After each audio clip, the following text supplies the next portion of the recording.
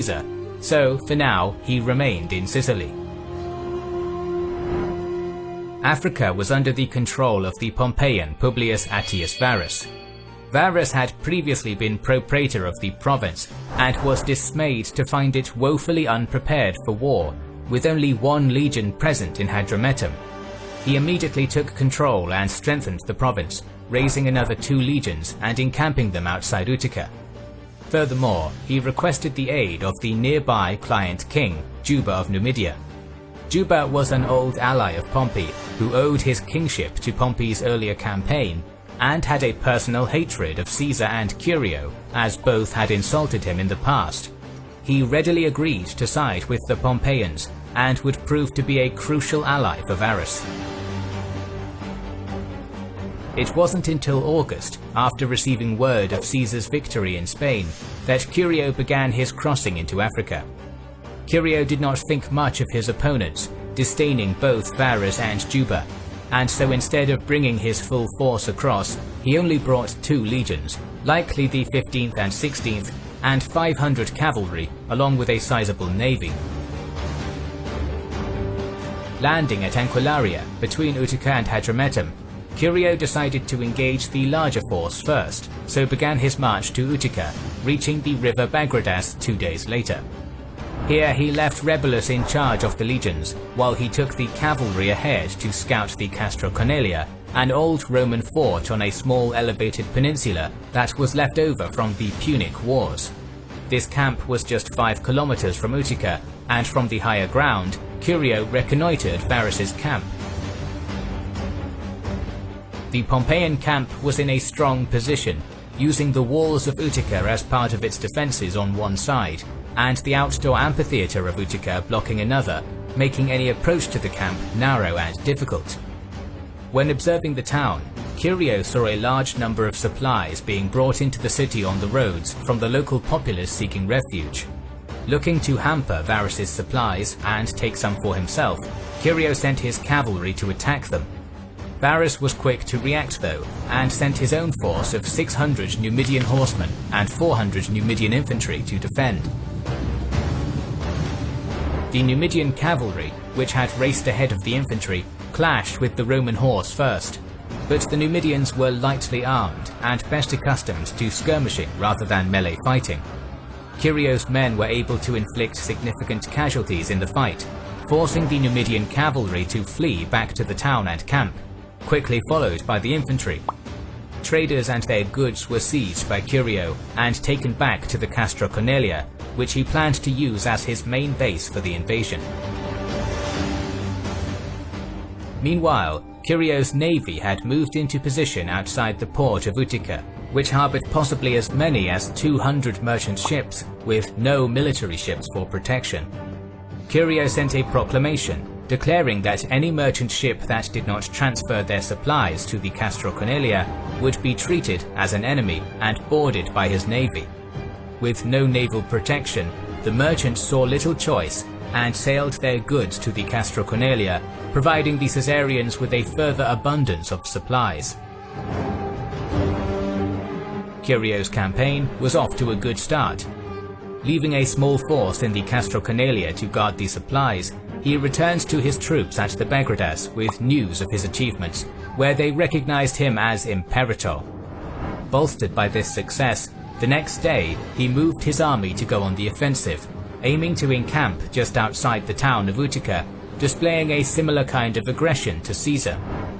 While this camp was being constructed, Curio received word from the pickets that a large Numidian force was approaching. Curio had failed to scout the area properly and was surprised by this sudden new force. Quickly, he ordered his men to abandon the construction of the camp and form battle lines, while he sent his cavalry to engage the Numidians in a delaying action.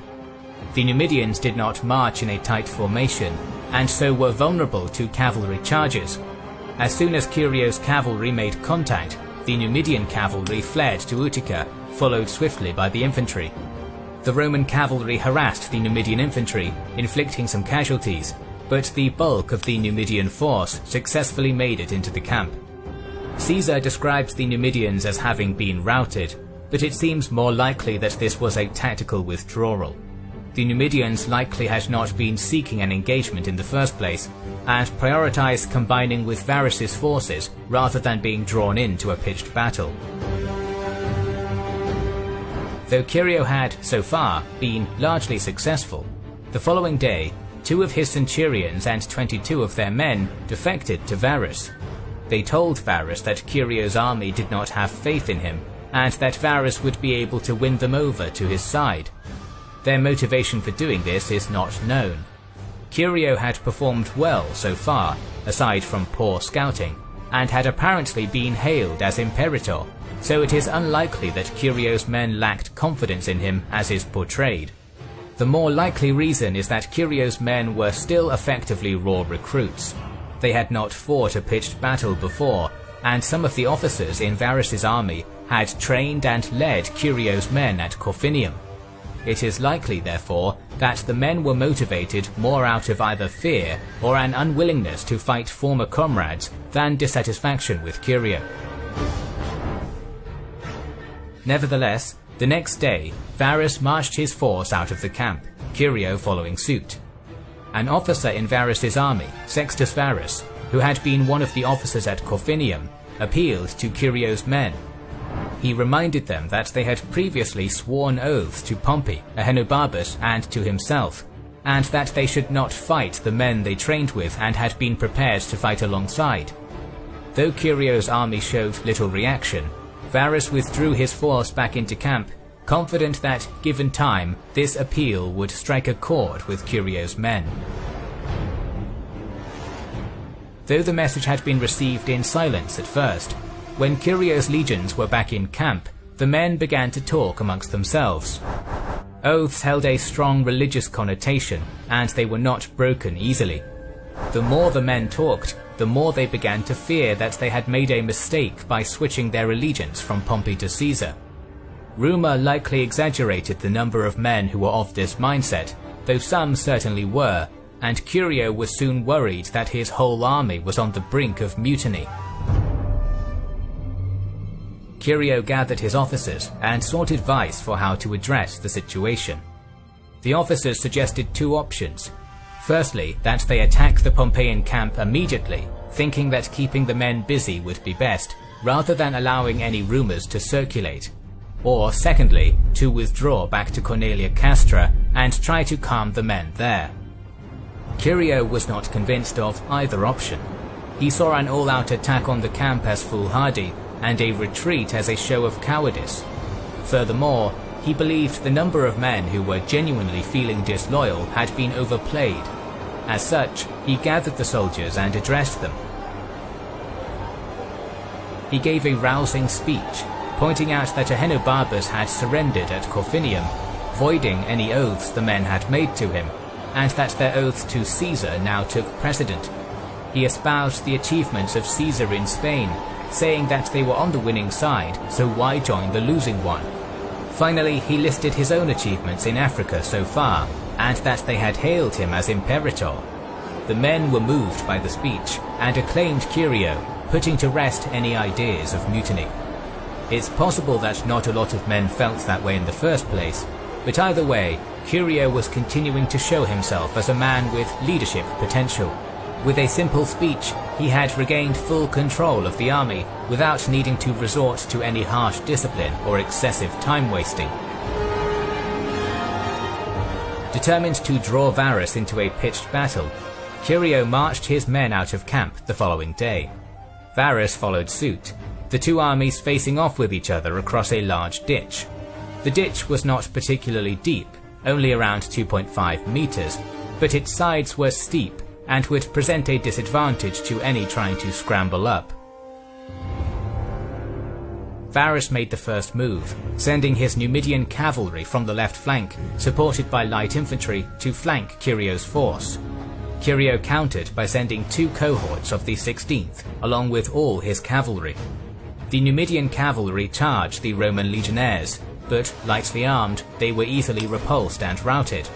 The light infantry were left exposed and, surrounded by Curio's heavy infantry and cavalry, were slaughtered. Rebelis urged Curio to capitalize on this success and charge Varus's force to instigate a mass rout. Curio heeded the advice and led his men across the ditch, but even as they were scaling the other side, Varus's force, seeing that Curio now had a cavalry advantage and could easily outflank them, had begun to flee the battlefield.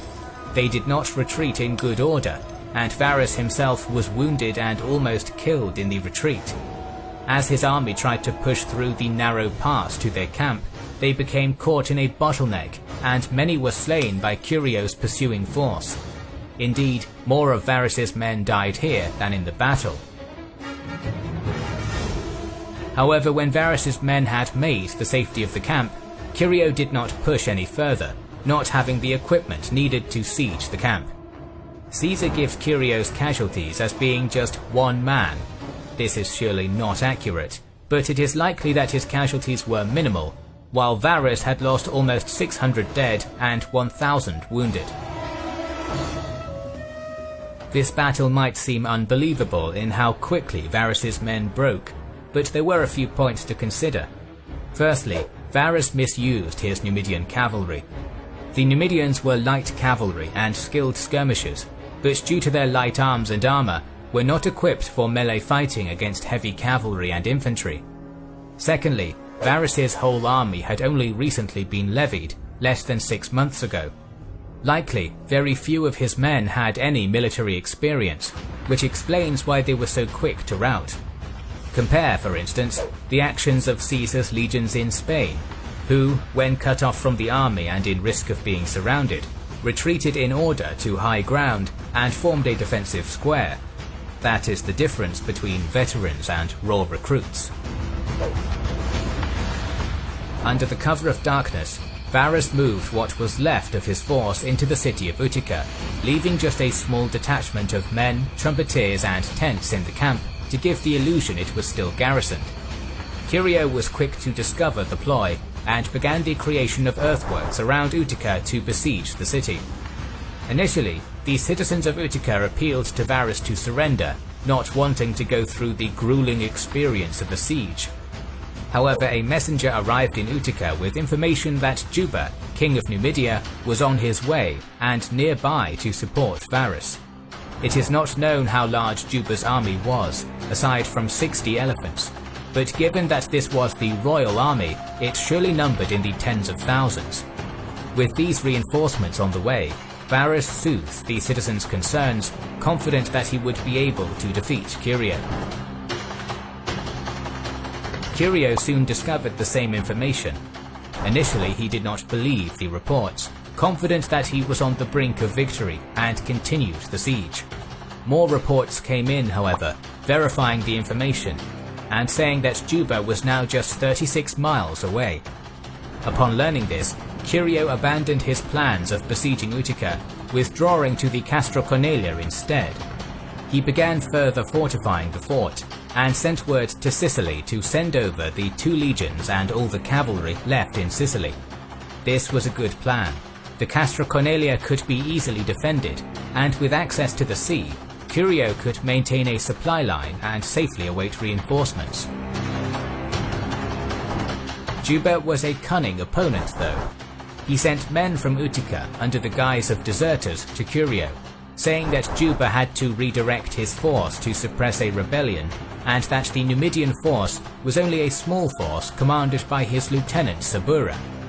Curio, still riding the wave of his previous victories and keen to prove himself, believed these reports and sought to crush the Numidians in a pitched battle. Abandoning his defensive position around 3 AM, he marched his force to the Bagradas to confront them, leaving 5 cohorts in the Castro Cornelia. Having learned his lesson previously, Curio sent his cavalry ahead of his legions as a scouting party, and they quickly discovered Sabura's own advanced units.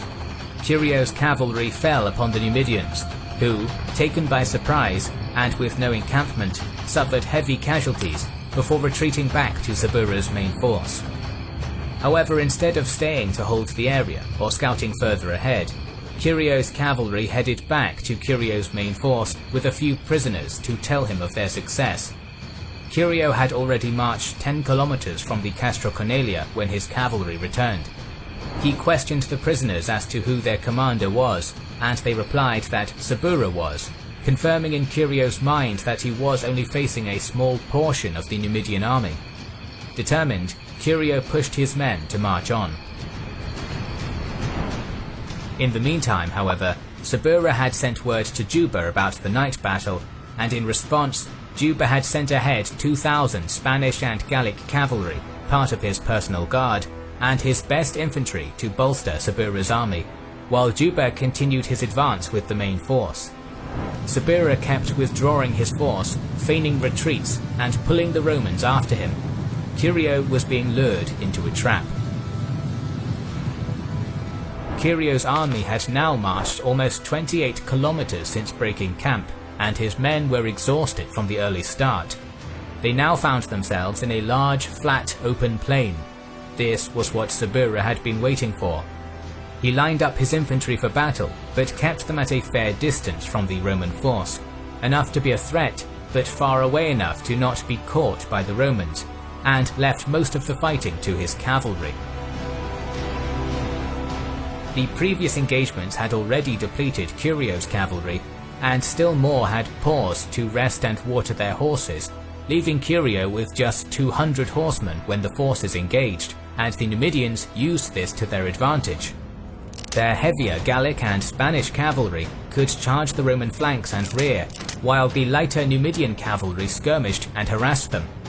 Curio tried to use his cavalry to chase away the enemy charges, but they were too tired to pursue, and Sabura's men would simply withdraw and then strike in another place. When the Numidians could draw a cohort into breaking ranks and charging, the cohort would find itself utterly surrounded by horsemen and cut down. Fighting in such a manner and on such open and flat terrain was ideal for the Numidians. By this point, the whole of Curio's army was surrounded by Sabura's force, and more of Youba's men were trickling in, providing a constant supply of fresh reinforcements against the exhausted Romans. Desperately, Curio ordered some of his men to take the legion's standards and to fight their way out of the encirclement to some nearby hills. The Numidians allowed them to break through the ring at first, but soon quickly surrounded them and cut them down to a man. The battle was a disaster. Curio's men had lost all hope. Some men broke down and cried to the gods or their mothers, others simply abandoned their weapons and waited to die. Gnaeus Domitius, the prefect of horse, gathered what little cavalry was left around Curio and urged him to try and save himself and retreat to the Castra Cornelia. Curio replied that he would never be able to face Caesar after such a disaster. He died fighting alongside his men. Both the 15th and 16th legions were utterly destroyed, around 11,000 men. The Roman cavalry that had been watering their horses had watched the destruction from a distance and raced back to the Cornelia Castra to inform the 5 cohorts and the quaestor left in charge, Marcius Rufus, of the disaster. He tried to organize an evacuation by sea back to Sicily of the men left, but panic had already taken over as rumors spread that Varus might be closing in for the kill. Men pushed past one another to scramble onto the ships, and some became so overburdened that they sank. The captains of the ships grew equally as nervous, and in the end, only a few high-ranking officers, including Regulus and Rufus, made it onto the ships before the captains set sail. The men that were left in the Castra Cornelia sent centurions to Varus and surrendered. The African campaign had been an unmitigated disaster. Africa would remain in Pompeian hands. Caesar, who was on his way east from Spain to face Pompey in Greece,